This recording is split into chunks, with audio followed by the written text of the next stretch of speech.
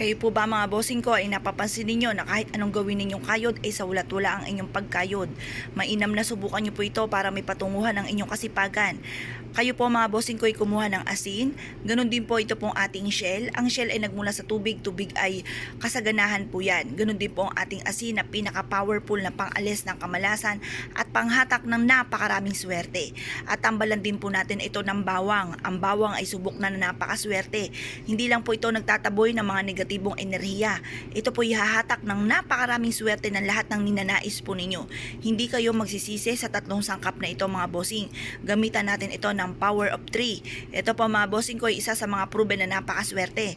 Humarap po kayo sa may silangan na hawak ang tatlong ito.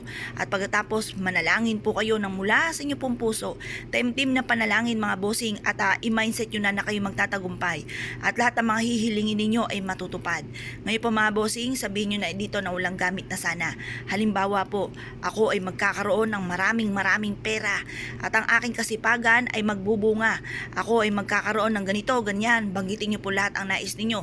Magkakaroon ako ng sariling bahay, magkakaroon ako ng sarili kong negosyo, magkakaroon ako ng sarili kong sasakyan at lahat ng mga pangarap ng aking pamilya ay matutupad. Basta sabihin nyo na lahat ang nais po ninyo, ultimong karamdaman ninyo ay mawala na, kayo po ay magtatagumpay, lahat na po sabihin nyo na po dito at pati mga nakaka-pressure sa buhay po ninyo. At pagtapos nyo po mag-wish mga bossing ko, ito po ibilad nyo sa sinag ng araw. Kaya ilagay nyo po siya sa isang botelya na clear po mga bossing. Kita ang loob at kita ang labas. Magpapadoble yun ng maraming blessing. Painitan nyo ito hanggang alas 8 po ng umaga. At pagkatapos po nito mga bossing, mainam na ilagay nyo ito na malapit sa kaha.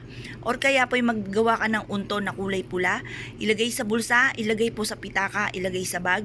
Yan po ay susundan ka ng swerte. Ito po ay proven na. Kaya kung kayo po naniniwala at nais nyo po nang gumawa ng ganitong pampaswerte, huwag ka na magpatumpik-tumpik pa. Subukan nyo po ito at good luck po sa inyo lahat.